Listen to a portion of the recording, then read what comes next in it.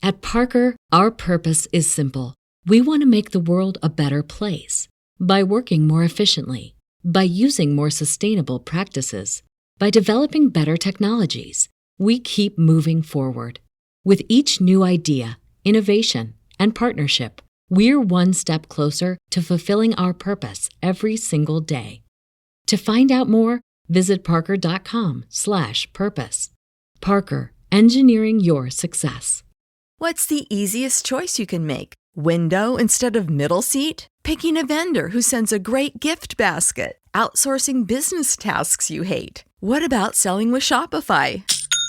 Whether you're selling a little or a lot, Shopify helps you do your thing, however you cha-ching. Shopify is the global commerce platform that helps you sell at every stage of your business. From the launch your online shop stage to the first real-life store stage, all the way to the did we just hit a million orders stage. Shopify's there to help you grow. Whether you're selling scented soap or offering outdoor outfits, Shopify helps you sell. Wherever and whatever you're selling, Shopify's got you covered. Sign up for a $1 per month trial period at shopify.com/try. Go to shopify.com/try now to grow your business, no matter what stage you're in. Shopify.com/try.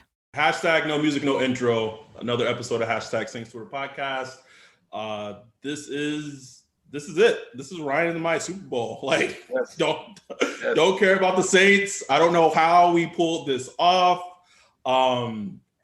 Thank you. So I'm just gonna say thank you so much for how Hickel for coming on the podcast. He's been on the show before. Animation director of The Mandalorian, Sophia Gad-Nasr, astrophysicist, taking time out of her evening from grading papers. She could be talking about Mars and endeavors and all of these Mars missions. But we did this collaboration podcast. We have space, we have Star Wars together, one episode. Like this is it. So thank both you so much for blessing us and coming on and giving us more time to speak to you guys. Thank you. Happy to be back. Yeah, thanks for having me too. We're like giddy kids waking up on Christmas Day. Yeah, seriously.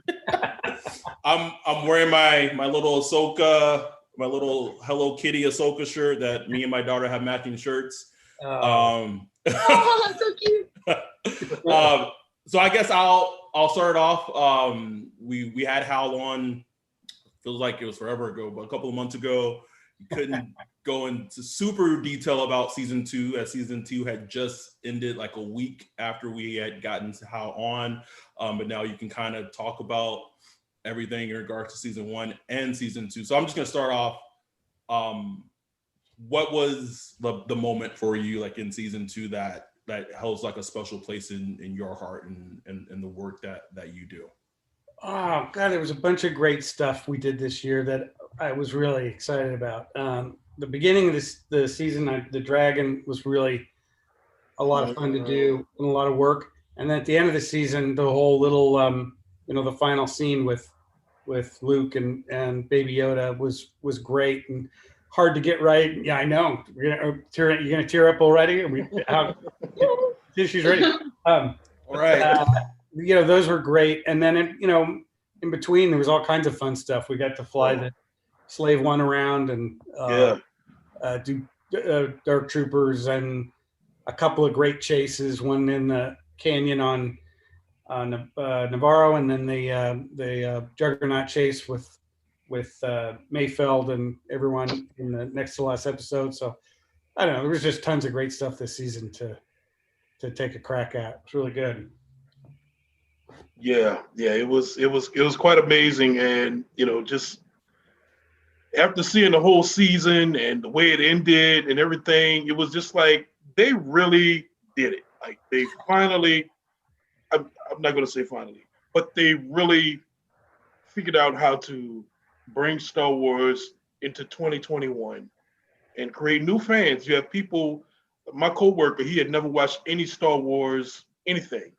And he saw some of Mandalorian, then he went back and watched the original Star Wars episode 3 through 6. Then he went watched the prequels, and then he watched, Clone Wars. So he's just creating like just a whole new generation. He's in his 20s, like a whole new generation of, Star Wars watchers. And it's just amazing just how this is becoming kind of our, the American or, the Earth's 21st century. It's kind of like our, Shakespeare or, all these old stories that go back to, Aeropostale or whatever. It's just like, this is our thing. Like, it's becoming a part of our culture. That's just like, how does it feel to just be a part of that? Oh man, it's great. Because I'll tell you, it's, I grew up, the original we talked about this on the last show, the original Star Wars in 77 had a big impact on me. And it was a big part of guiding me toward the career I've had. And then I worked on the prequels, 2 of them back in the 90s. And, the reception for those was mixed. I'll just say. So that was kind of bittersweet in a way. It was like super exciting to get to work on them. And it was my opportunity to work with George, which I'll always treasure. But it was also my first brush, because I don't remember back probably because there was no internet, but I don't remember back in the day with the original trilogy, a lot of divided fan opinions. I guess they existed, but they existed in little, my friend, Doug and I would argue about whether Luke was really Vader's son or not, but before Jedi came out. Stuff like that, right? So the prequels was my first brush with, a sort of divided fan base, if you will. And so it's been fun since then to get to work on a couple of projects that I feel like had largely positive reactions. One of them was Rogue One, and the other one was Mandalorian. I really didn't work on the sequel trilogy much at all, and I worked a little bit on Solo, which I really like a lot, by the way. But the films of the new stuff, the stuff I worked the most on was Rogue One and Mandalorian, and both of those feel like had largely positive reactions from the fan base, and that's, I got to tell you, someone who worked on the prequels, that feels great. Of course, the other thing that's happening now is that there's a whole group of fans who were little kids when the prequels came out. Right. Love them. And that's fun too. It's like, oh, finally, it's great. I love hearing people go, are you kidding me? Phantom Menace is my favorite Star Wars movie. I'm like, what? That's amazing. You exist? Tell me that again. Say that again. I want to hear those words again. So that's been really fun too. But yeah, it's obvious, it's thrilling. Also, I've never worked on a TV show before, a streaming show, and so there's something really fun about, the first season came out and people were really digging it. So while we were working hard on the second season, we could kind of soak up the love from the first season, as opposed to when you work on a movie, it comes out and people like it or they don't, and it's sort of behind you and you're working on something else.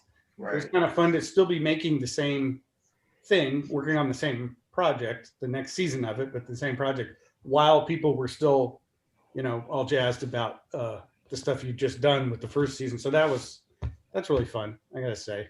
I mean, who doesn't love that, right? I mean, it's great to be involved with something that people seem to like. So it's been great.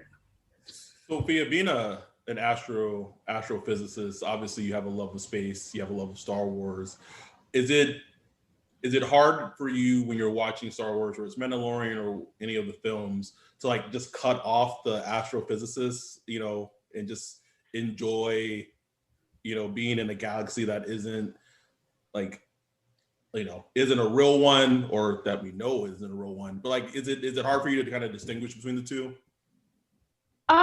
So I'm actually, I think in probably the smaller population where I actually can turn that off and I'm fine. But I do notice things. I'm like, okay, well, that battle would not happen like that in space, but it's okay, because if we did it how it would, then it would be really boring.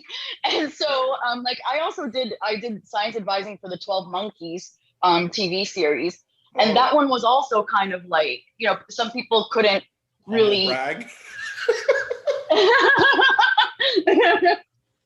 No, but this is actually, it's actually a direct example of something where I was able to just turn off, because I know there's a lot of stuff in there like causality problems with the time travel and whatever, but at least, like we made the time travel part, or at least the theory part of it, work for that universe. And I think like Star Wars tries to do that too. For example, like hyperspace, or excuse me, hyperdrive. That's not a thing, like, and it's not gonna be a thing, because that's going like that's essentially faster than light travel, and you can't travel faster than light. And the reason for that is because, and you can actually draw this out, if you travel faster than light, it's like moving back in time. Like somebody will get can get signals like from you at the end. Like let's say like I'm sending like a beam out to like into space. Somebody can receive the beam sent first before I've actually even sent it. And that doesn't make sense, because there's something like there's a cause and effect. And so like that's like having the effect before the cause. And that doesn't make sense. But like what Star Wars tries to do is say, well, hyperdrive is this extra or this other dimension where we kind of leave space and time, and then we can do all this fun stuff. And I love it. I definitely notice the things, but I can totally turn it off and just be like, it's cool. Yeah, I'll enjoy this. So long as it's still like kind of sound, Have you seen Tenet yet? Oh my God. What is it called? Tenet, the new Christopher Nolan film, Tenet. I've not. Well, it's all about timey-wimey stuff and cause and effect. Literally, that's the whole basis of the film, is that stuff from the future is being sent back. It's a war on the present from people in the future, basically. Not with, and I won't give you more, but you might enjoy it just because of what you just talked about, or you might hate it. It might drive you nuts. I think she would hate it. Like, oh, I guess you hated it then. I didn't. I love Christopher Nolan. I love most of his works, but like most of his movies, they end, and I'm like, okay, like I get it. Like Inception, confusing to a degree, but I understood it. Interstellar, understood it. That was like the one Christopher Nolan movie I watched it, and at the end I was like what did I just watch? Like, like it's all right. I did enjoy though in Interstellar. I did enjoy that it felt like they tried very hard to talk about gravity and its effect on time and space, and what it means to go to this planet versus that planet. They did a very good job. Time dilation and all that stuff. And that was very fascinating. There were a couple other choices that they made dramatically that I didn't dig as much, but I'm a Was fan. it Inside the Black Hole? What's that? No, that was okay. It was I was a little bummed that what's her name?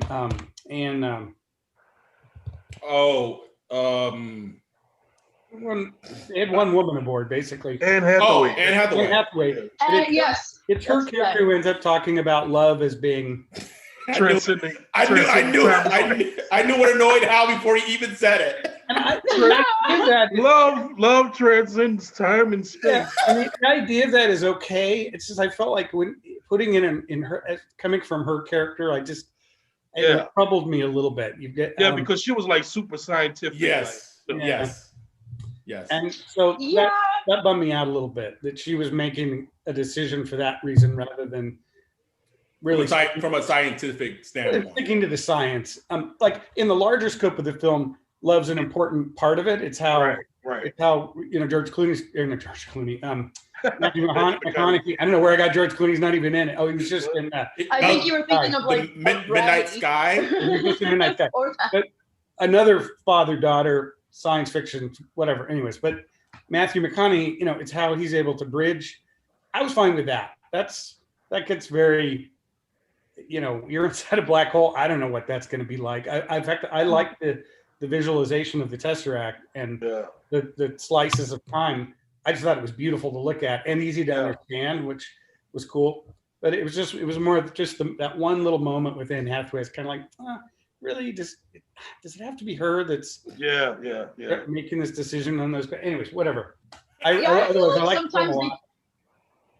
like with movies like that, they try to do like corny, cute things like that to, I guess, maybe just add a feel or whatever to it. But I can see why you'd be like, couldn't that have been somebody else who said that and not her?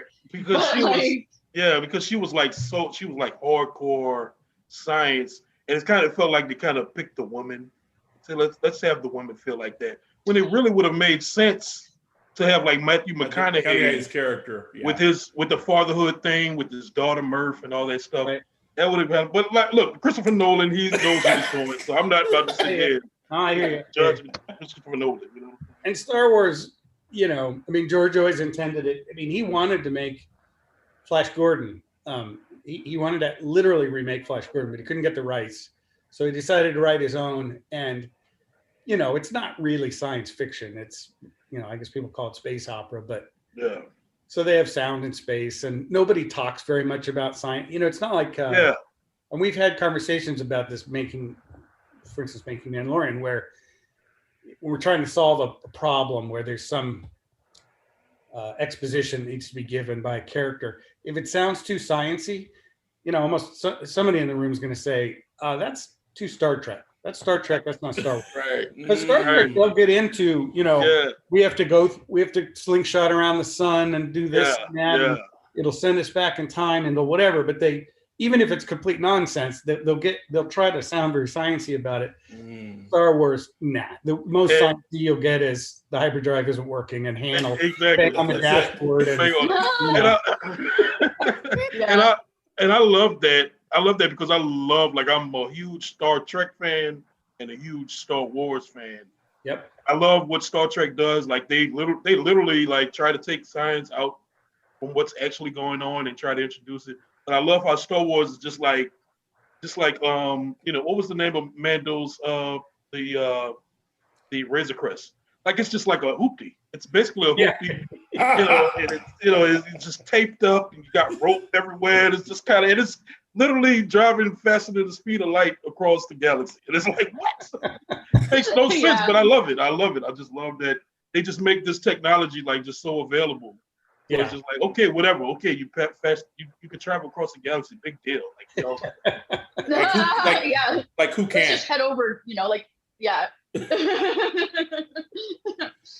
ahead. I'm sorry, Sophia. No. I was just actually like the how you pointed out the differences between Star Trek and Star Wars. Yeah, Star Trek definitely tries to get the science more right than Star Wars does. But like, I mean, you know, I guess people would probably wonder, like, you know, for example, like with a lightsaber, how could you actually make something like that? So like, so you could technically make a lightsaber, like so something like sort of beam of light that you can kind of hold into place by using like a plasma, and because plasma is charged, so it has a charge, then you can use magnetic fields to hold it in place. But you know, I mean, and that would definitely slice through a person because it's hot. You know, like, it's hot, so it'll like probably, you know, completely vaporize you just instantly. And so, but you know, but that's as far as it goes. Like, I don't think we're gonna have weapons like that, unless maybe in the future that's something that the future society figures out. But like, that's a way that you could do it. Right. You could do that. And I love that Star Wars they have never yet to show how you create a lightsaber. And I don't want them to. Like, just let it be just some, you know, let it be what it is. It's funny because I remember one of the deleted scenes from Return of the Jedi before Luke goes into Jabba's hut it shows him constructing his new green lightsaber that was cut. Speaking of Luke, we gotta talk about it. Let's get to the main course. I say this without hyperbole. I say this, I think I said on the last podcast, I'm not sure. You know, but Luke's return, to me, any medium, movie, TV show, like top moment in any medium, like in my life, that the emotional experience I got from it, it was just, I can't even describe it. So our question is, like, when did you find out about, like, you know, you're going to be involved with, you know, Luke and Mark Hamill? Like, when did you know, like, that was gonna take place? pretty early in the ramp up to doing the second season. In other words, pre-production, heading into production. The scene wasn't shot until toward the end of the thing, and it was kept quite secret. A lot of great lengths were gone to keep the whole thing secret. That the set was locked down that day, and it was a very small crew, and there were just a lot of extra precautions. We kept the identity of the character secret. We used code names and nobody ever said Luke, and it wasn't in emails or script notes or anything else. It was all kept very quiet. So that was all difficult and hard to do. And it was a nail biter till the day that the episode aired, because we were sure that somewhere somebody was going to leak it. And fortunately, they kept it quiet. And so I had a great time actually watching Twitter that evening. When the episode came out, and then looking for reaction videos over the next few days. The reaction video. I really just enjoyed seeing grown ass men, like big buff dudes. Me, and they are like, oh. You couldn't hold it, because I was the same way. I was like, I'm sitting. Why am I crying right now? Like, why? I don't know. Well, the build-up was a lot of fun, because obviously there'd been through the whole season.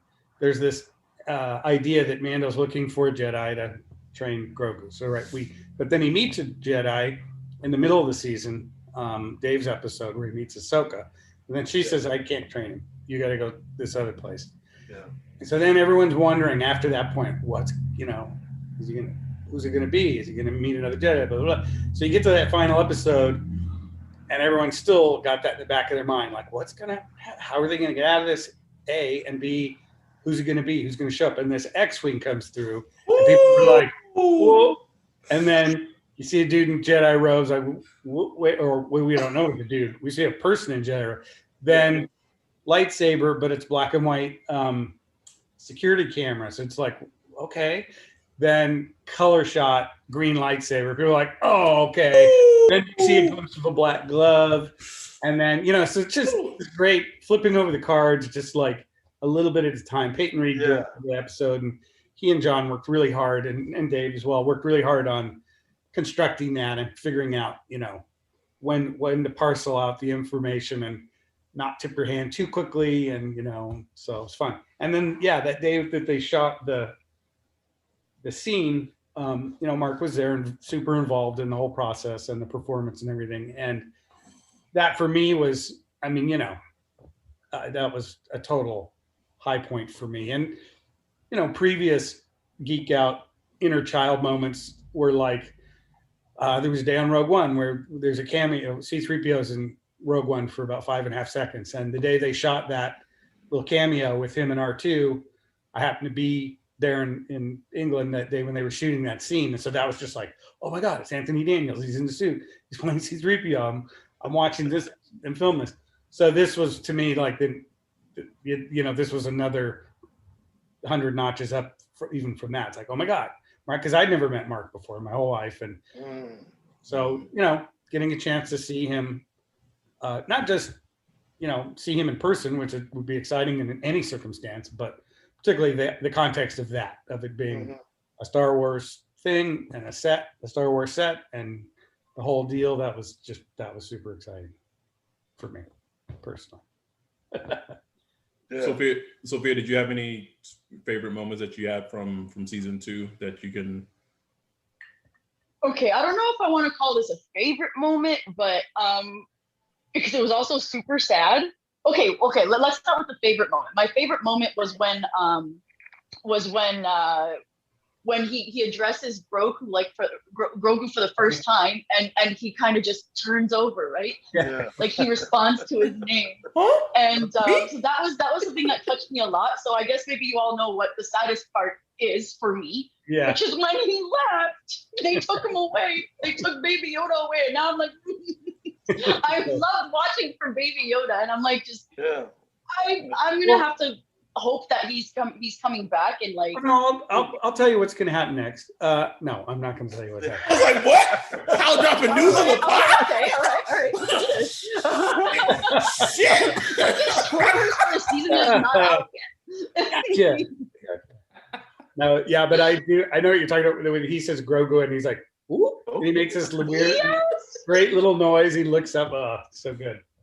And those are the puppeteer, the Legacy FX puppeteers.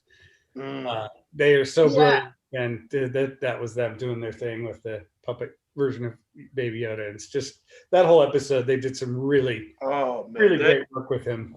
That episode with the Shokatano, the Jedi.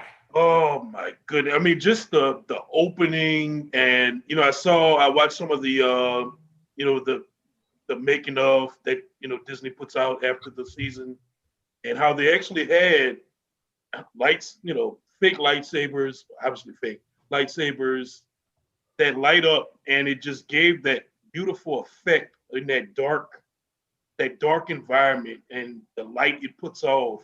And it just, I don't know, something about it just visually, it was just so beautiful when she's fighting, she's fighting the guards out there in the forest, and you see her just pull the lightsabers out, and it glows on her beautiful face. And the hum, like the and audio. the hum, and it's just like, oh, thank you. Like, you get it, like they get it. Like when you see filmmakers that get it, it's just like, thank you. It's thank beautiful. You.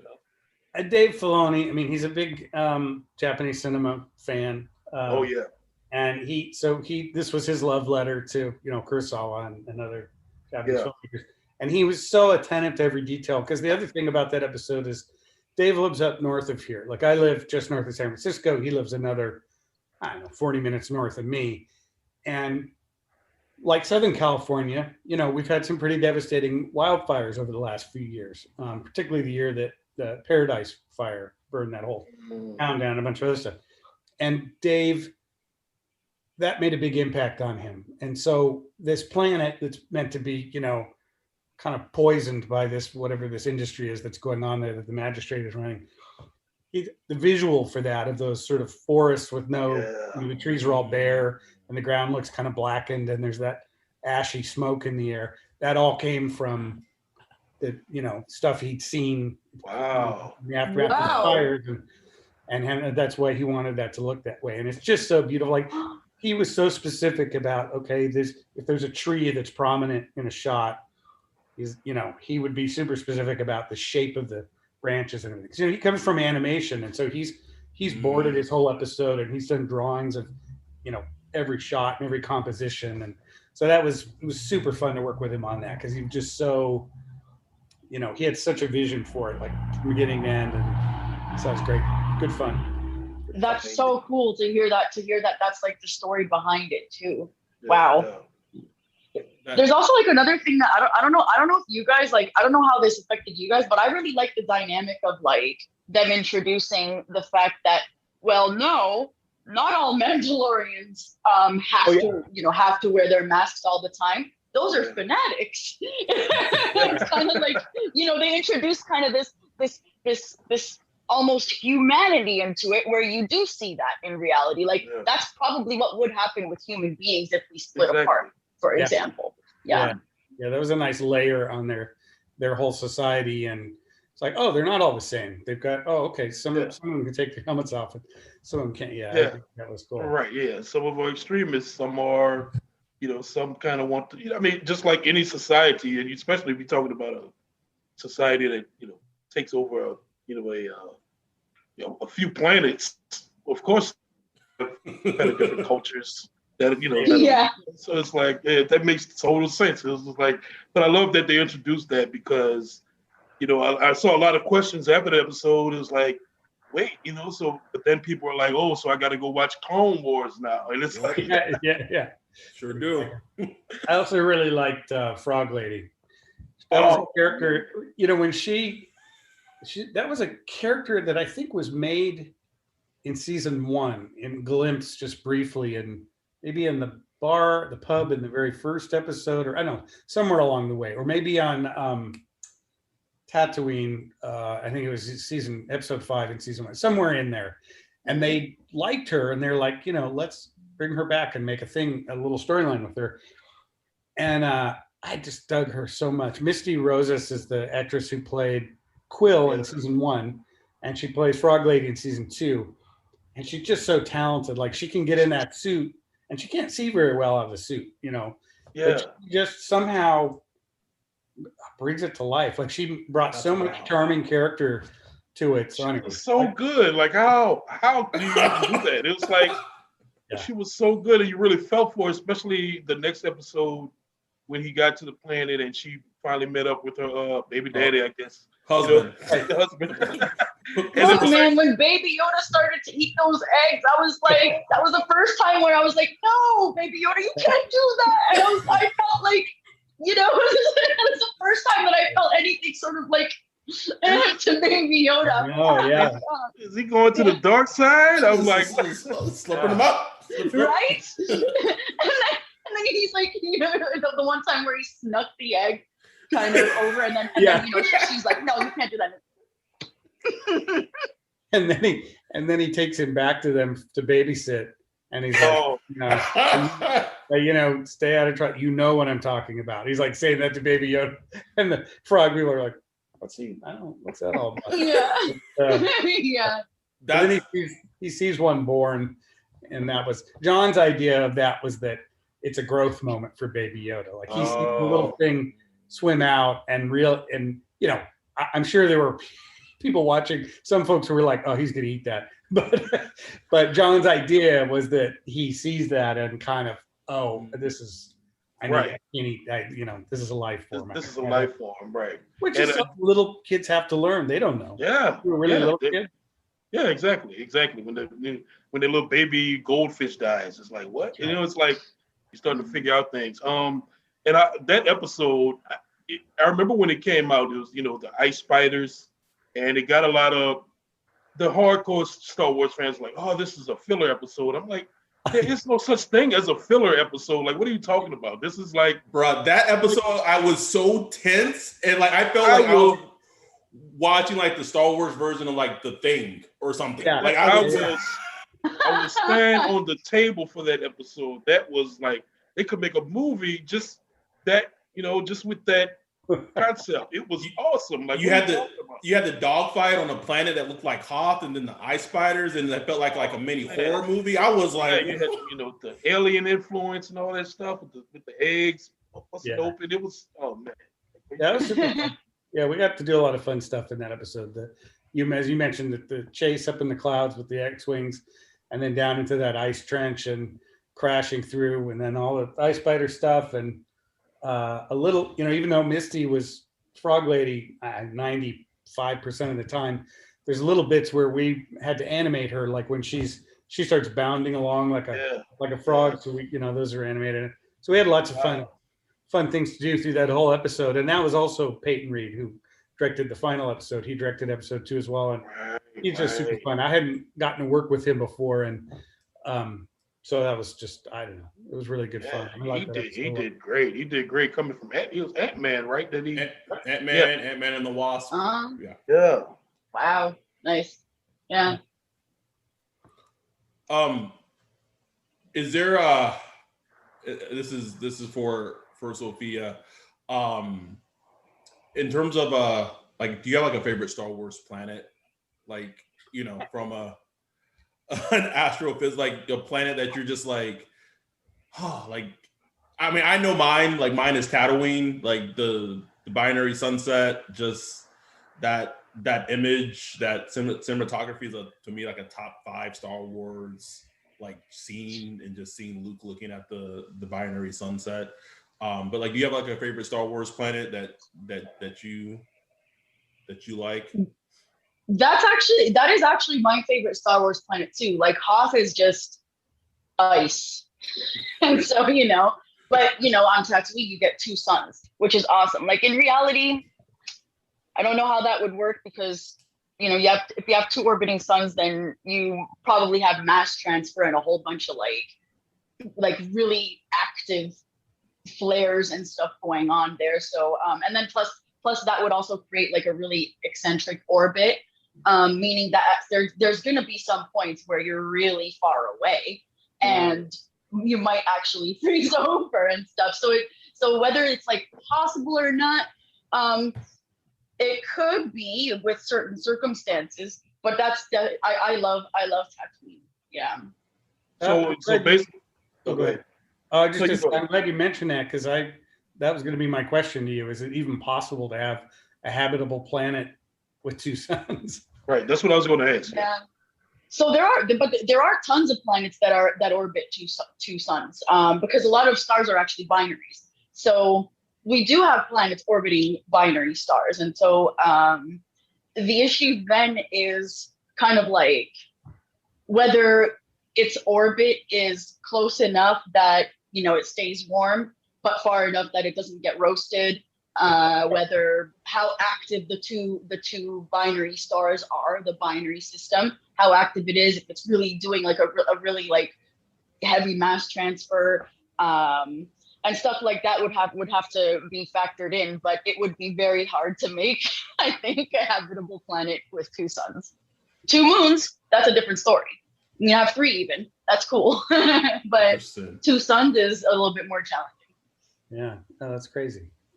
Speaking of Tatooine, I feel like there's a lot popping off with Mars recently. Whether it's I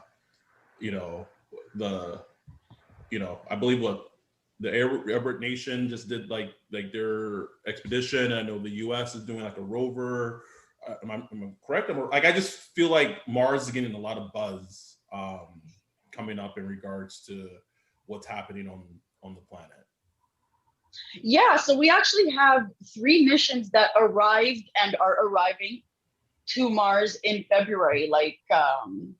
There's a mission sent by the United Arab Emirates that arrived on February 9th. There's a mission also, I think, sent by China, and then of course the US is NASA is sending their mission, which is a rover. So that's a lander, whereas these 2 others are orbiters. So they're just going to stay in orbit around Mars, whereas this is the lander that's gonna be landing on Thursday. So everybody do pay attention to that, because it's going to be awesome. And I think I really need to point this out.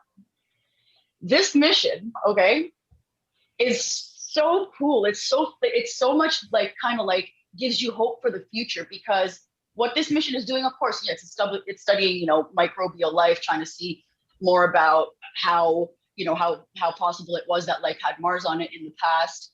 But it's also doing things like it's going to be taking and gathering soil and Martian rocks so it's planning for a future mission to come back and pick it up and take it to Earth. So this is like a mission that already plans for the future. And they're also sending something that's going to be producing oxygen for future astronauts. And to me, I feel like that is the biggest part of the mission that excites me so much, because it's such a mission that's based on promoting, the future and moving ahead and advancing technologically with space flight and stuff. So, and does it have a little helicopter or drone or something? What's that all about? Yes, it is. It does have a little drone that's going to. So I think the point of that is to test how well a drone or a plane would be able to fly in as little atmosphere as Mars has, because Mars has an atmosphere. It's just really thin, really tenuous. I'm really excited about that. That sounds so cool. So it is so cool. Yeah. Can you help a lay person understand what they're potentially doing in terms of, I believe you said the oxygen, that the whole concept in regards to Mars to make it potentially habitable for humans or colonization at some point. So what's happening during the mission that is gonna maybe facilitate that to happen later on? Yeah, so I actually have to study a little bit more the I guess the part that's going to be doing that, because I didn't look into that yet. So I don't know what the mechanism is going to be, but it's definitely something that is producing oxygen. I think it was because Mars does have, I think, nitrogen and Carbon something dioxide else. I'm sorry? Does it have carbon dioxide or no? Yes. And that's because we have dry ice on Mars. And so I think using those things are how they are going to be producing oxygen so that for future astronauts can breathe. But I don't know the mechanism, and so I can't explain it to a layperson because I don't know it myself. Like, I don't know it in full detail. Wait, you don't know everything about space? And oh, geez, come on. Oh my goodness. Darn I'm sorry I dropped out for a second. My internet is having trouble, but did you guys talk about Perseverance, the Mars probe that's going to be landing? Sure did. Oh, you missed it, buddy. Yeah. You saw that already? It was amazing. You missed it. But because I'm just trying to, I don't know if the other probes landed like this, but the way they're going to drop the probe from orbit, and then it sort of hovers above the surface, and then it drops the rover and let's go, and then the drone just kind of takes off and crash somewhere. Were the other landings like that, or is this new? Yeah, so I think that what they're doing with the landing with that rover is a first. Something similar though was with Curiosity. Curiosity is the previous rover to Perseverance that was sent to Mars. I watched that. It was so fun. So fun to watch, and also just so amazing to see the scientists all excited and stuff when it lands successfully. Yeah. But yeah, I think there's a lot of firsts with this mission, and that's what makes it so exciting to me.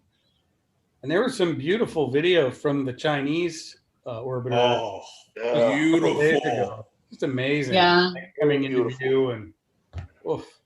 Yes. It's funny because I think I sent it to Ryan and he was like, "It's just crazy. It's like it's a whole planet, just like just there. It's like just chilling, like just over there." And also, like Mars is like the Mars is literally the second most populated planet in the solar system. It's got so many rovers on there. Yeah. And so, like, if somebody was to, if a future civilization drops by and passes by Mars, they'd be like, "Whoa, what is that?" Like they probably think it's inhabited. So it's really cool. It's really cool. I'm super excited. Alien robots. Mars. Yeah.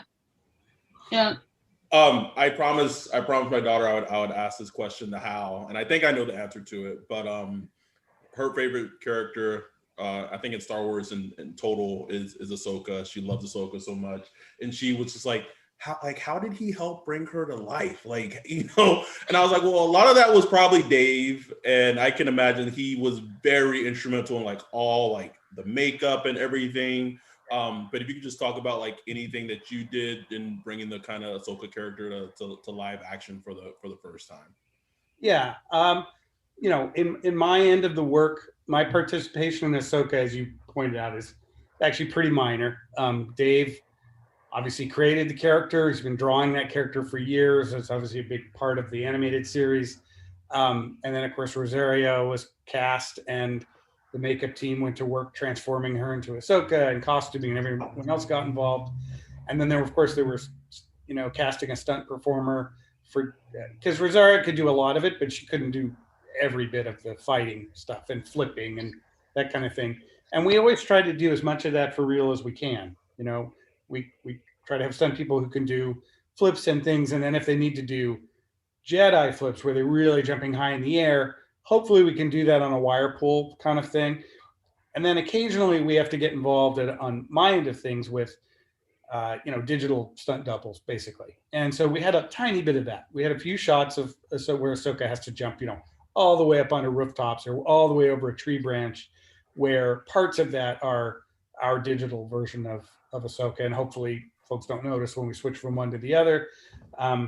But so really those little bits where we're sort of stitching together pieces of action is my only opportunity to participate in, that awesome character. And really, the bulk of that is down to Dave and Rosario and the stunt folks and costume and makeup and all those great. And they did, as you mentioned earlier, they made great versions of her lightsabers, and Dave was very exacting about exactly what the hilts have to look like because the two sabers are different. They have different hilts. One's longer than one has a longer blade than the other one does, and the hilts themselves are different.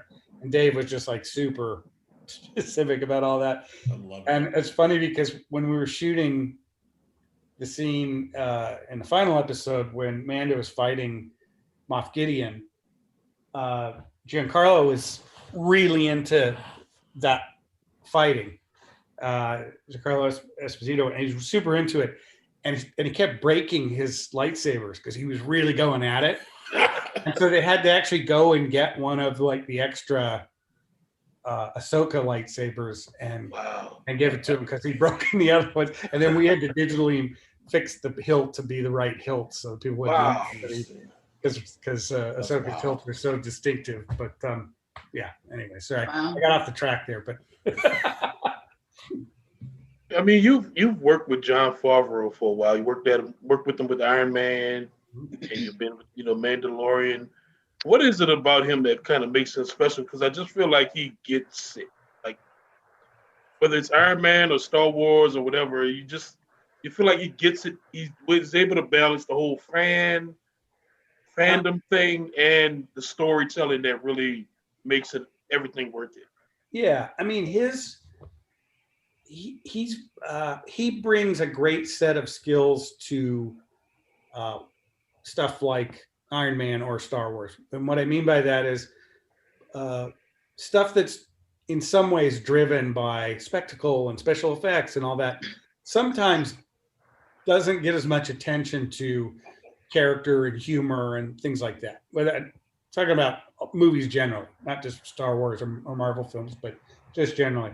And John is very good at always trying to keep a laser focus on how does it make him feel. So if we're running down a sequence and we're all looking at it together, whether it's in previs form or whether it's been shot and it's now been cut down into a sequence and we're all viewing it. Before John will get into any specifics about, oh, that effect doesn't look right, or I don't like the design of that spaceship, or that creature's not moving right. Before he gets into any of that kind of stuff, he will talk at a very high level about how the sequence makes him feel. And, by extension, how he expects it then to make an audience feel. And so that to me is, I think, one of the greatest things about working with him is because his insights are so focused on that. I kind of marvel at it, honestly, just working with him. I learn a ton, and just like, here's a teeny tiny example. We're working on the chase in the canyon in episode 4, where they've stolen the Marauder and they're driving it down this canyon. They're being chased by speeder bikes to begin with, and then TIE fighter. And there's a moment in there where Carl Weathers has taken out one of the speeder bikes, and the other two split and go on either side of the Marauder. And at this point in the production timeline, we hadn't quite figured out yet what those two guys were going to do, because those shots, the exterior shots, were largely all CG, right?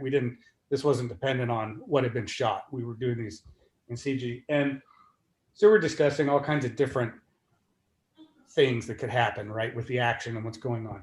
And finally, we hit on this idea that the guy on the left side is going to do basically something from old stagecoach robbery scenes from Westerns. He's going to pull his horse up alongside and climb up on top of the stagecoach, right, and pull out one of those grenades. And as soon as we hit on that idea, and everyone's like, oh, yeah, that's great. Let's do that. And John was, yeah, I like that idea. Then he said, but let's not show him climbing up on there. Because if you see him struggling to get off his bike and climbing hand over hand, you're going to start to root for him in some kind of way. Yeah. So let's just leave him there. He's pulled up alongside. Maybe he's just grabbed on. We'll leave him behind. We'll go to the action on the other side. And when we come back a little bit later, he should just already be up there pulling out the grenade, because that keeps him as a villain or almost like a monster, right, who's after them. And I was like, God, that is so smart. Because in my animator's mind, I'm thinking of the action and how we're going to frame it. And, oh, yeah, we'll show him climbing up and all this. I'm thinking of it mechanically. And John's always thinking about it emotionally. Like, let's not show that. And that's just one super tiny little example. But that's to me what I like the most about working with him. Also, he's just a tremendously nice guy. He doesn't yell at people. He doesn't make people cry. He's a nice guy. He's very sweet, but he's just so smart. And as well, he's really smart about. And this is from my particular perspective, working on the visual effects. He's really smart about how he uses visual effects and how he chooses what technique to use, whether it's practical or CG or whatever. He's very canny about how certain techniques make the audience feel, whether it's a rubber mask or a CG character or a puppet or a model or whatever. He always kind of takes that into account. Part of it is about what's going to look the best, but also part of it is about, again, how's the audience going to feel about this effect? And he's super smart about that stuff. He's not one of these directors who's like, oh, we're not using CG on this production. Because I hear some directors say that, and sometimes I feel a little bit like they're kind of just trying to get street cred with a certain segment of fans, and with John, that's not, he's for him, it's the right tool for the job, but it's also a lot of it's about how is this going to make the audience feel when they see this, and he's just super smart about that. So, anyways, that's why I like working with him. That's so well said. He's been, like Ryan said, he's had so much success, over these last 10 years. It's been pretty uncanny.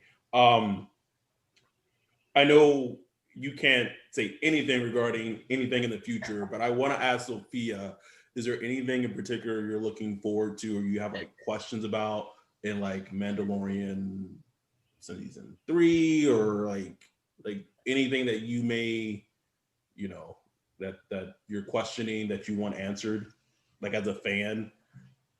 Everything that I have to ask has to do with, it'll be a spoiler. I want to know, because I know that you can't get rid of Baby Yoda. You can't, because you just can't. Literally, I'm telling you, if that's the plan, change it, because people have come to you for Baby Yoda. So please don't do that. But my question is how they're gonna integrate them back. So if they are we gonna get more Jedi in The Mandalorian? Are we going to see more of, maybe not Luke, but some other, that's kind of what I would want. What I would want to know is how they're going to integrate that in, and whether we get more of the Jedi with that. And I don't know if you can answer that. Probably not. But I can't, but it's a great question. And thank you. That's Hal is as cool as a cucumber. Hey, look, listen. Hell no. He know Disney. Listen, look, don't play with Disney, man. Don't play with it. Yeah. But yeah, I agree, and we're all looking forward to it. I just wonder, Hal, just on this journey you've been, as a fan of Star Wars to being a part of creating this great series. How can you surpass what you've already done? What's the next step for you? How do you push it forward as far as where you've been? You've already been, I think, don't you have an Oscar? You have an Oscar or 2 already. What more can you do? What's the next step for Hal Hickel? It's a good question. Well, with regard to Star Wars, I'm just excited to be doing whatever comes next, particularly with John Favreau's end of things, with the TV series and all that. I'm happy to, whatever those guys cook up, I'm happy to jump on. But the other thing is, I also work on stuff that isn't Star Wars. ILM works on projects for all the different studios, and I can't talk about it now, but I'm also currently involved with, a project that's 100% not Star Wars, and that's exciting too. In fact, being able to dip out of the Star Wars universe periodically and work on other stuff gives me, more of an appreciation for Star Wars, to be honest. Rather than doing it 24/7, year in and year out, it's nice to do stuff that's completely unrelated and then be able to come back at it fresh. So that's what right now I'm looking forward to both, to being still involved with, Star Wars, anything Star Wars going forward that I can be. And then as well, this other project, which, you know, I wish I could talk about it here. We'll do another one of these down the road when I can talk about this other project, but I'm super excited about it. But you know, for me, that's that, but it has to be said too. You know, I'm not somebody who has ambitions necessarily to, for instance, direct. I know I've grown up and worked over the years with people who do, that's like their goal is to like jump from visual effects to directing animated features or directing live action, whatever. And some of them had been successful at it. I like what I do, but because I like what I do, in some ways I'm a little beholden to what I'm offered. You know what I mean? It's like I can't just go out and pursue anything. I'd have to leave ILM if I wanted to do that. And I could do that. I could go out in the world and pursue projects, but I like ILM. I've been here for this July, will be 25 years. And, you know, it's great. It's a company I love and I like what they do. And so to a certain extent, whatever's next for me is, I mean, they're nice about it. They'll ask me, hey, are you interested in this project or that project? But sometimes at the end of the day, it's just like, we need you to do this. and I'm like, okay, that's what I'm doing next. And that's okay too. I don't know, I'm rambling here a bit, but I guess all that just to say that it's not entirely up to me, but I've been super lucky so far. So I'm not at all concerned. And I do have a project that I'm on now that I'm super jazzed about, as well as continuing on with all things Mandalorian. So it's a great time. I mean, to be honest, you know, so many people lost their jobs and had all kinds of terrible problems all through 2020. I'm super grateful that while I had to work from home and I am sick and tired of this apartment, that's the most I can really complain about. I've been busy as can be, and I'm super duper grateful for that. And it looks like that's going to continue into this coming year. So you hit on a question I wanted to ask you when you first came on last episode, but how has it just been for you, the change of, I don't, and this is just a guess, but I would imagine prior to COVID, you know, you're the animation director, so it's you and other animators in the room, and they're working on designs, and you're working on designs, and you guys collaborate, you get together, and like, okay, this is the one, then you send it up to John, and he like, you know, but how has that been now that working from home? And like I'm sure you have a whole office space, but like doing that collaboratively through Zoom, like that just seems like it obviously it's worked, like the end result's been, but like just how has that transition been in like in a workspace sense? We got super lucky on season 2 because we finished shooting just a couple of weeks before the shutdown here in California. Oh, wow. Okay. That hadn't been the case, we would have been in trouble because, you know, it took quite a while for Hollywood to figure out how to shoot again under COVID. Now, there are all kinds of protocols in place and everything. So by the time fall came around and they needed to start shooting, you know, this next season, they were able to do that. But when the shutdown first happened, you know, nobody knew what the hell they were doing. And we had ILM, you know, prior to that, at any given time, would have a small handful of people working from home. And usually it was for something, it was for a specific reason, like somebody was on maternity or paternity leave or something like that, but wanted to kind of keep tabs and still work from home or something like that. And so the day of the shutdown, we had to send everybody home on the same day, and they all had to start working from home. And so our IT folks were heroic, frankly. They worked it all out, and we had a bumpy, I'd say, week or two, and then things really evened out. So on a practical level, we kind of got on with it, and we figured out how to do everything, and it's been fine. On a personal level, I'm tired of it. I'm tired of Zoom calls. I want to have dailies again with real human beings. And here's the thing, I don't even like people that much. Right. Me too. I completely get it. So 9 times out of 10, when something terrible is going on, people are behind it. Somebody, somewhere, somebody. I don't even like people that much, but I'm tired of this, and I want to start going back into the studio and having dailies and stuff. And so I hopefully that'll happen. The other thing is one of the things I like best in my job is being on set when the shooting stuff that we're going to be adding. animation or creatures or whatever too. And that's been made much more difficult by all this. And so it makes less sense for me to travel to set now. And that's the other thing I'm missing a lot. But those things will pass. It's not, there's lots worse things in the world. So I can't complain too loudly. But for me, that's the main thing, is that I'm grateful that we could do our work, and I've been busy. That's the main thing. But yeah, there's some things about it that I don't dig that much. Ready to be over with. Yeah, man, I completely agree. I get it. I'm an introvert, and like most of the pandemic, I'm like, this is fine for me. I'm good sitting at home. Like, but there's still something about it. It's like, I just like, this is a little too much isolation. Yeah. Because that's no longer a choice, right? Yeah, it's like, exactly. I'm not choosing to. I have no choice but to do this. Yes. Choice is so important. Sophia, I have a question for both of you guys. I'm gonna start with Sophia, but it's the same question.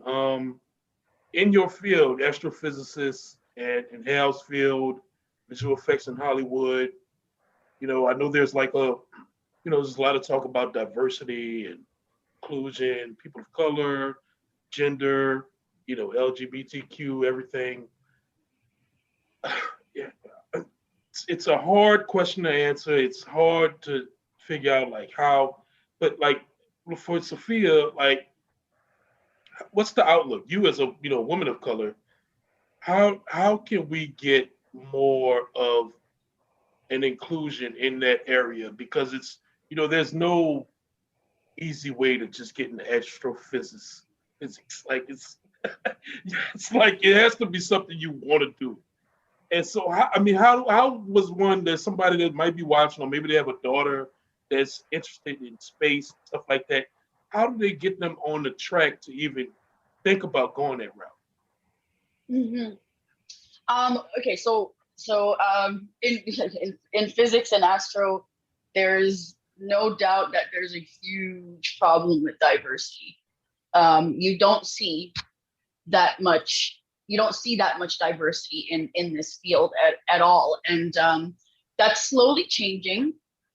But I think one of the things, and this is like really mandatory, I think, and this is something that the government needs to do, is I don't think it's fair that there are high schools that are underprivileged, whereas, like, for example, if I go to this high school, I'm only going to get this education, whereas if I go to this one, I'm going to get to learn about stuff that, like, I'll never get to learn about until I go into college. So you have these people who are introduced, these younger children who are introduced to astro, to like space, and to all this really cool stuff. Whereas, you go to an underprivileged school and they don't get that because they don't have the funding. So I think that needs to change, because that right there, like, you're already cutting off the possibility of sparking that interest in a child's heart, And so that, and of course, societal issues like, saying like the societal issues of where people of color are not always seen in that position. When you ask children to draw a scientist, you're typically going to get something that looks like Einstein. So like a white dude who's like really old and scraggly hair or whatever, that is changing too. And so that's really good. But I feel like the biggest, or at least one of the biggest pitfalls, is that schools don't have the same access. And that shouldn't be, that's not fair. Like, that shouldn't be the case. And so I think that's something that needs to change. And, without that, parents can, maybe take their kids to like science centers and look for like astronomy clubs. I know like my school has an astronomy club. Perhaps if they have like star parties, try to join and take your kid with you, so that they get to look into a telescope and and enjoy the stars and stuff like that. Because I'll tell you that changes a lot to get to see like a planet. You get to see Jupiter. Like, I remember my first time seeing Jupiter and Saturn. I was like, and for my first time was in when I went to college. That's my first time seeing them. Okay. And so like, but if I can imagine like for a child who sees them, if I freaked out that way, a child would be like, oh my goodness. And I feel like that opens up a lot of doors too. So like, expose your children by taking them to science centers, take them to star parties if you can. And honestly, nowadays, if you're careful and you find where to go, because of course the kids, you don't want to expose them to everything online, but you'll find people online who will talk about this stuff and who want to interest them. And so that's kind of the way that I, would suggest addressing that. Yeah, I agree 100%. We have to work on both ends of the problem, because same with, as you said, Sophia, there's a long ways to go in the, sciences. Same with film, and particularly with visual effects. Women and people of color, super underrepresented in our ranks. It's been a problem for years. We're working hard on it, but there's only so much you can do if the folks showing up at your door aren't diverse enough, and that's why schools have to be a focus. Just like you're saying, I'm just saying the same thing you just said, but I totally agree, because you've got to show kids that this is a career you can have. This is a career for you if you want it. And part of that, though, is them seeing examples of people like themselves doing that job. So you have to attack it from both ends, better representation of people doing the job, but also communicating to kids. And like you said, this nonsense of some schools just having no STEM or arts or whatever it is, because it's a public school that is in a bad part of town and doesn't get, I've got a friend who's a public school teacher here in San Francisco, and her school, the difference between her school and a public school in a zip code where the property values are way higher, it's just, you can't believe the difference. And that's just, to me, it's a crime. Like night and day. Yeah. And my dad was a teacher. He was a high school English teacher. So I'm totally with you, Sophia. We got to attack both of those things, so that kids, just understand that, oh yeah, I can do that. That's something I can do. Yeah. Because they have to be shown. Exactly. They have to be shown. I mean, I'm a white guy, and even for me, one of the most important things for me was the first time I met someone who actually worked in film. So just that connection of going, oh, this is a real job that real people do. I can only imagine how hard it is for people of color or women, and for certain industries, to just not see themselves represented. I mean, that's another compounding factor on top of just understanding that it's a real job. Yeah. So yeah, I totally agree. Representation is huge. Like seeing somebody who looks like you already can just spark that, where you're like, oh, okay, so that means I could probably do that. Exactly. Right. Right. And some people feel like there's some kind of ill will to that, but there is. It's something very psychological. It's just like, oh, that's available to me too. Yes. Okay, I could do that too. And it just unlocks a door mentally that is like, okay, that's something I can achieve. There's no barrier there. And Hal, I just wanted to ask you, just with today, how it is with the technology we have available, content creators like me and Adam, so many people out there making fan films and little videos and stuff like that. Is that sort of a route that can be taken? Maybe you go to a school that's underserved and you don't have available to you a lot of things.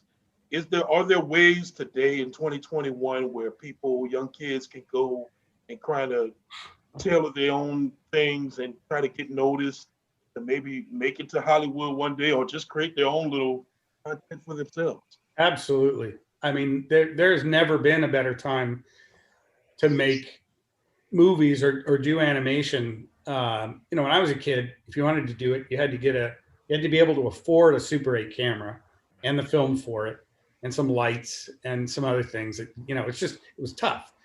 And now, almost everybody's got a cell phone at least that can shoot video, and hopefully access to, maybe even access to a better camera. But if nothing else, you can shoot a whole feature film on an iPhone. You can do it. It's been done.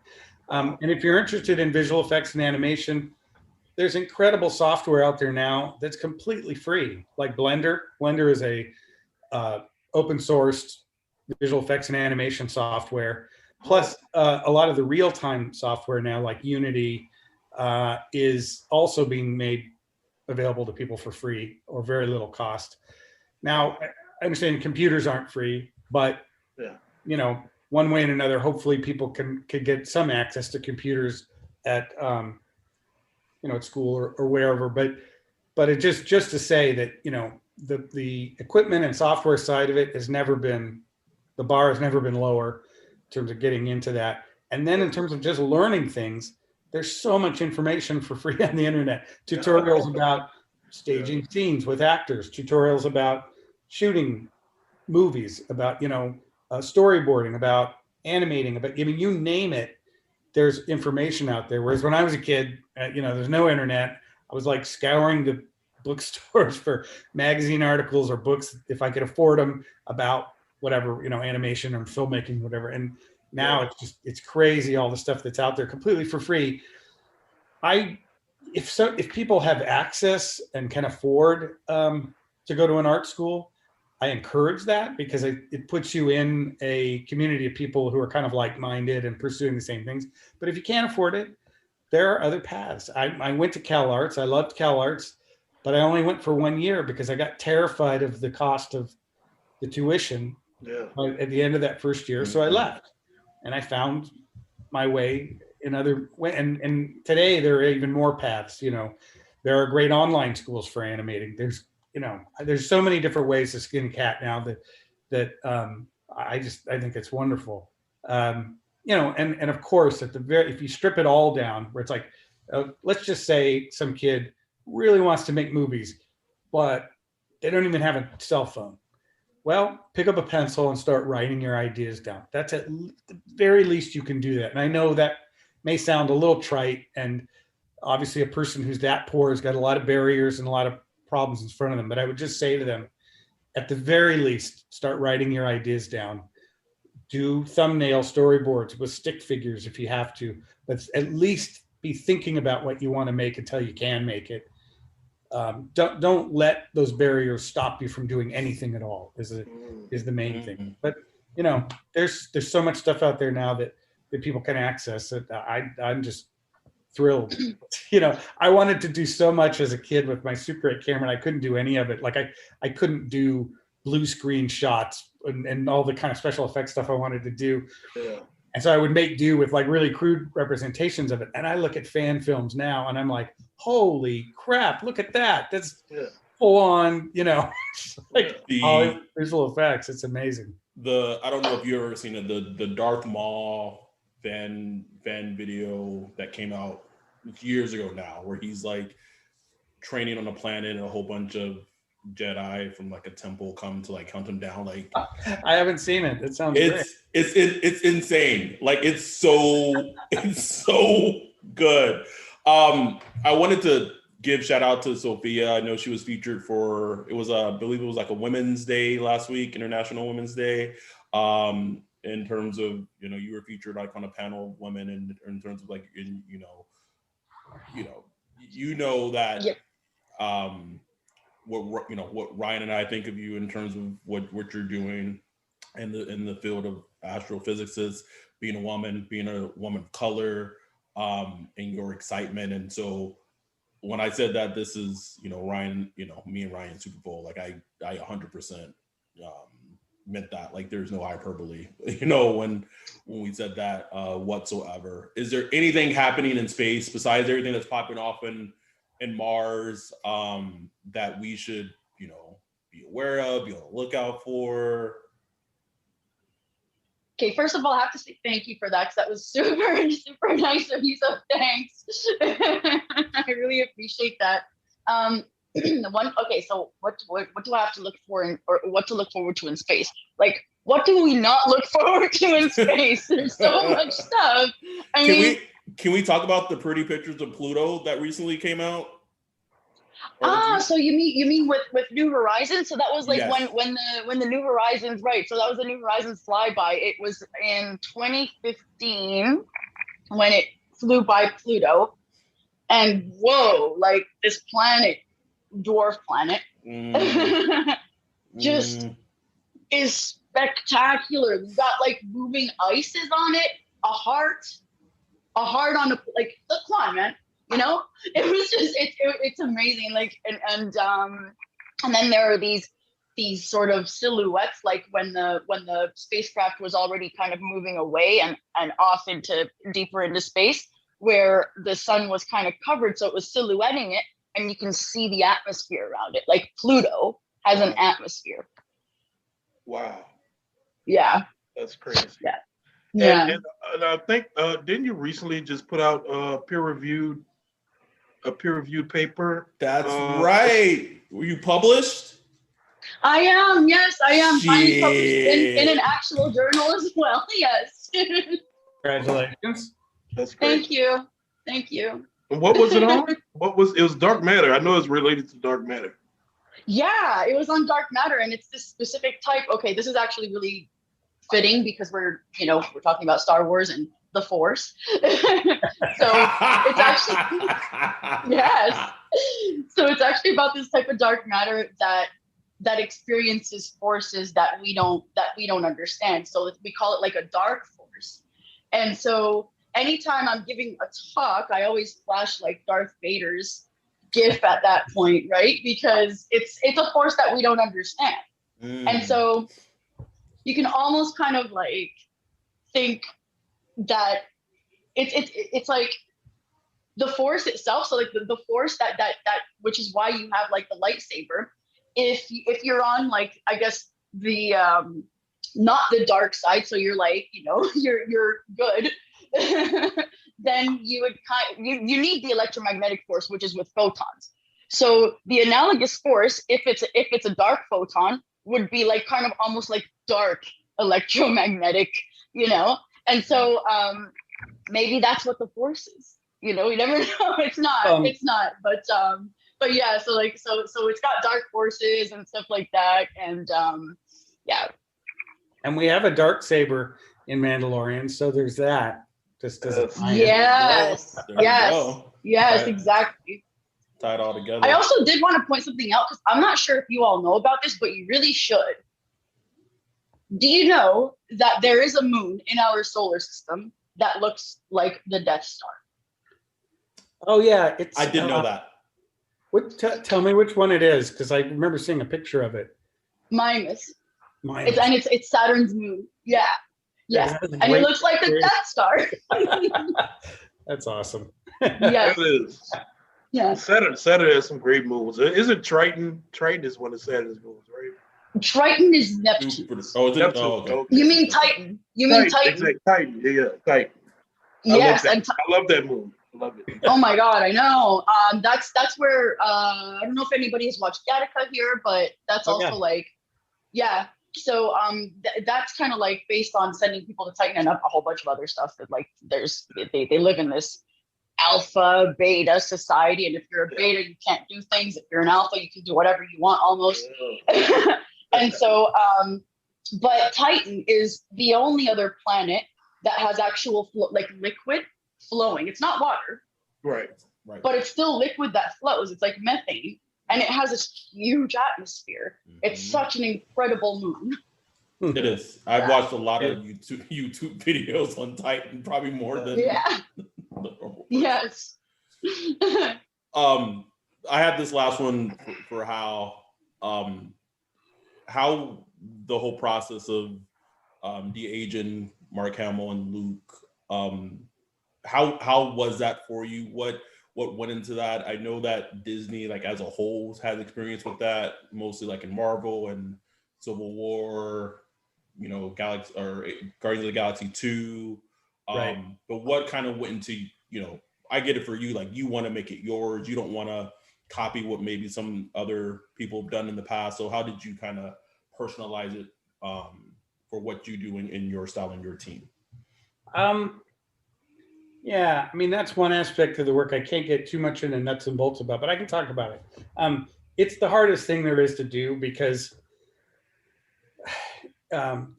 digital humans generally are tough, even if it was a completely unknown human, right? But then again, why would you bother to do a CG human that nobody knows? Because you could just hire an actor to play that part. So in these cases, we're almost always doing, like we did in Rogue One, we had Tarkin and Leia, doing characters and actors really that are really well known to the public. And so same situation here. And so even if you do your job perfectly, like if there was no flaw in it, let's just say, the audience still knows that it's a special effect because we know Mark Hamill is not that young. We know that Peter Cushing is not still alive, etc.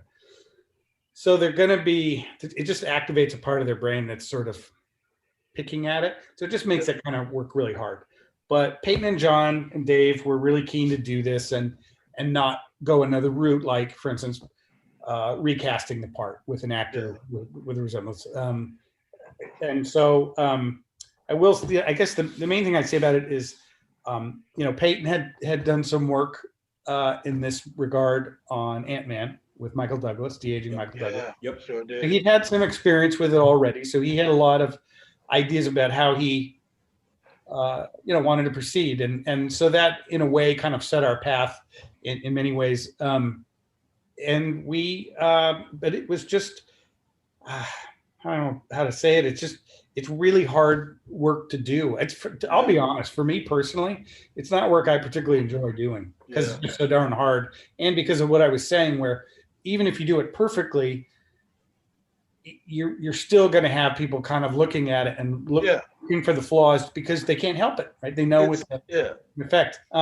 I think we did fine with this, just based on reactions, like your own, Adam. You were telling me earlier, and Ryan, and also the reaction videos I've looked at and stuff. So I'm very proud of the work. I think it came off great, but it's just so hard. You're just looking. You got all these eyeballs staring at it, trying to figure out, on a given shot, like, well, is it the chin? No, the chin's fine. It's the nose. Everybody's like, just Yeah. It's tough. I have to admit, I do it too. Yeah. Can you? Is there any way you can? I know you can't get too much into it, but like, what makes it so hard? I guess is like it's a combination of. I mean, just doing a realistic CG human in and of itself is just tough. It's tough to get skin texture right. It's tough to get the model right to begin with. Then all the textures, the hair. And then when you start moving it, that's a whole other dimension to it, like it might talk or whatever. That brings a whole other thing because it's very easy to break the illusion as soon as it starts to move. That's just tough. Then you have this whole other aspect of likeness because you're doing not just any human, you're doing a specific human, and a human that a lot of people are super familiar with. So it just is really hard. Plus, at the same time, my goodness, there's nothing that humans are more familiar with than the human face. Like we know exactly what humans look like and how they talk and how they move. Even if you've never met this person, you just know what humans. It's hardwired into us. It's why babies, recognize their parents immediately. There's just all kinds of stuff like that. So the minute you deviate from that in just the tiniest way, like if you've got a character talking and there's some phoneme that you've kind of imperfectly formed, or the getting from one phoneme to another, somewhere in the middle, it does something that doesn't quite adhere to what the lip muscles should be doing as it goes from an O to an M or whatever, even to the most microscopic amount, people's brains are just alerted. This is the thing we hear so much about, the uncanny valley. And people will say, it's always in the eyes. No, it's not always in the eyes. It's sometimes in the eyes, but not always. It can be in the mouth movement. It could be in the skin shading. There's so many little tiny things, and they only have to be off by the tiniest little amount for the illusion to kind of collapse and people to be creeped out by it or weirded out by it.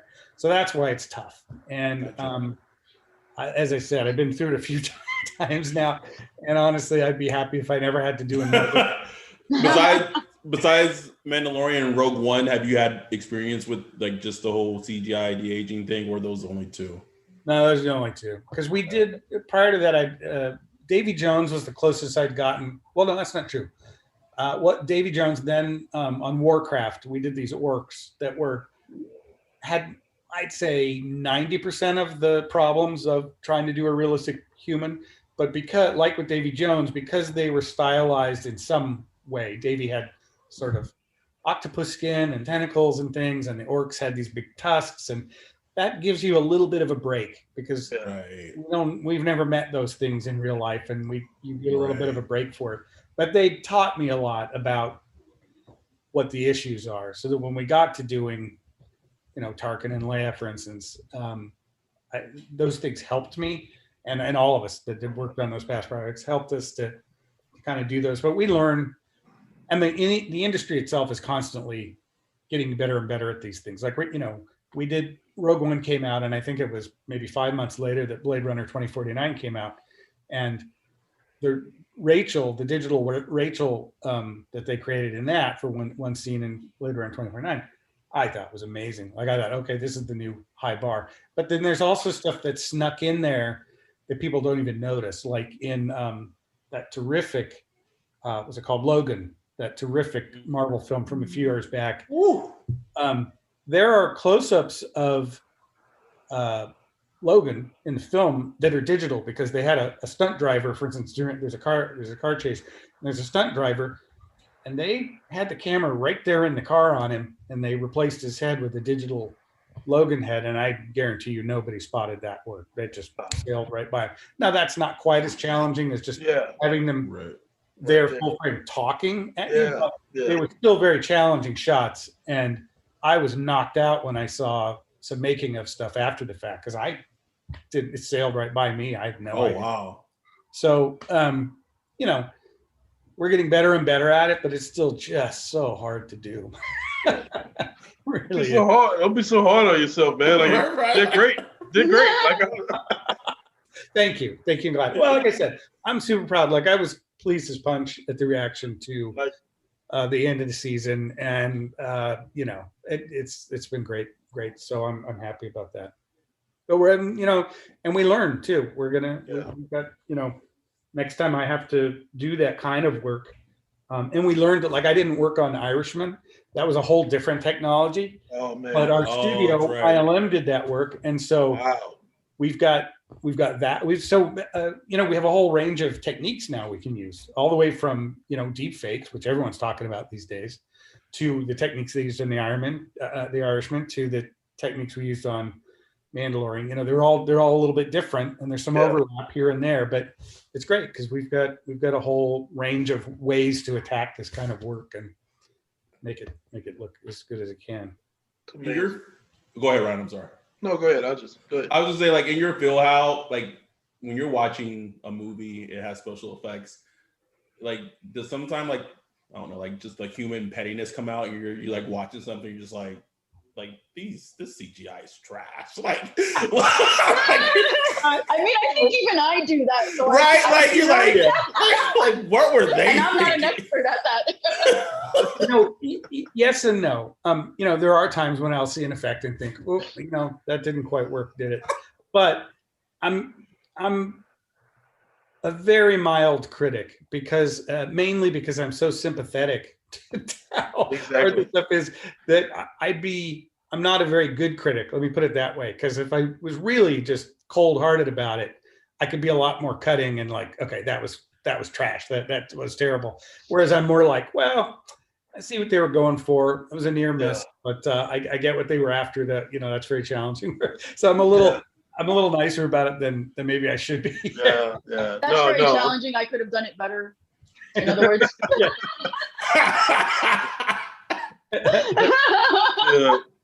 I totally get it. I'm the same way. I work in IT, and anytime I see like some huge like outage, all these servers are down and systems are down, and everybody's talking about it, like, why can't I access this right now? I'm just like, oh man, I feel sorry for like the admin who has to fix all of this, and he's like probably going to get fired, and he didn't do anything wrong, but it's just like it's going to fall on him. I just feel like, oh, exactly. I'll tell you though, one thing that has got me really excited in the world of digital humans is, and it's not something we worked on at all. It's a documentary that just came out this year called "Welcome to Chechnya." It's quite a good documentary. It's pretty important stuff. It's about persecution of gays in Chechnya and a network of folks in Russia who have been helping them to escape via Russia and then off to countries where they can get political asylum. Kind of kind of an Underground Railroad sort of situation. But so in making this documentary, some of the people they focus on are these people who are in the process of being gotten out of Ukraine and off to someplace more safe. And so their identities have to be concealed. And in years past, what they might have done is a big blurry thing over their face, or filming them in silhouette with a voice changer. But what they chose to do was, because the filmmakers were very keen that the audience be able to empathize with these people and read their emotions. So instead, they used deepfake to give them a new face, so they could still emote and talk and relate to the audience, but they just didn't look like themselves. And they didn't try to do it seamlessly. In other words, they didn't try to trick the audience.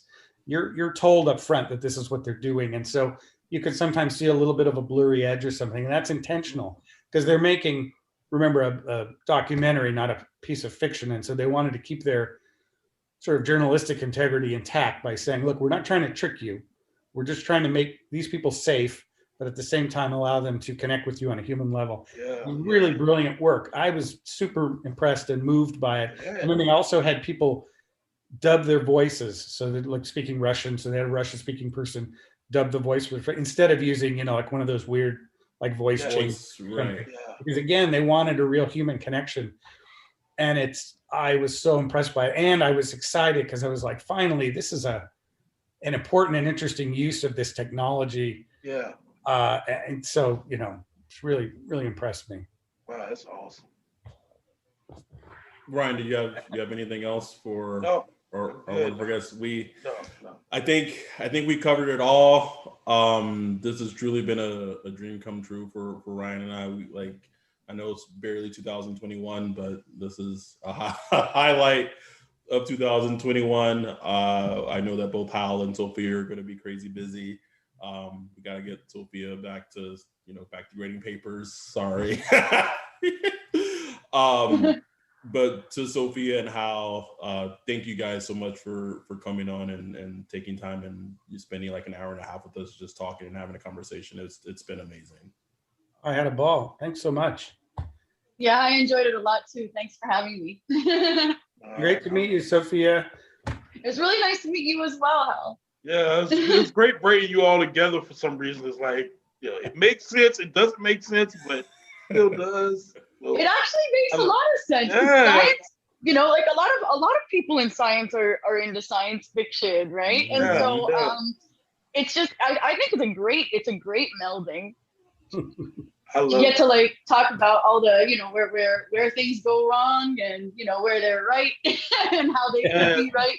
Yeah. I love talking to people that's excited about what they do. Yes. And I love that. I just love it. It inspires me. The energy. It's about the energy it puts off. It's amazing. So we're not going to keep you guys any longer, but truly thank you guys so much. This should be up hopefully tomorrow morning. And I know I don't really care about our listeners at this point. This is something for me and Ryan, and our listeners are just going to be lucky that it got recorded type of situation. They'll love it though. They're going to love it. Yeah, they will. So thank both of you for coming on, and continue to stay safe, be vigilant, and be careful out there. All right. Thanks very much. All right. Thank you. Guys. Thanks, guys. And with that, we're out. Awesome.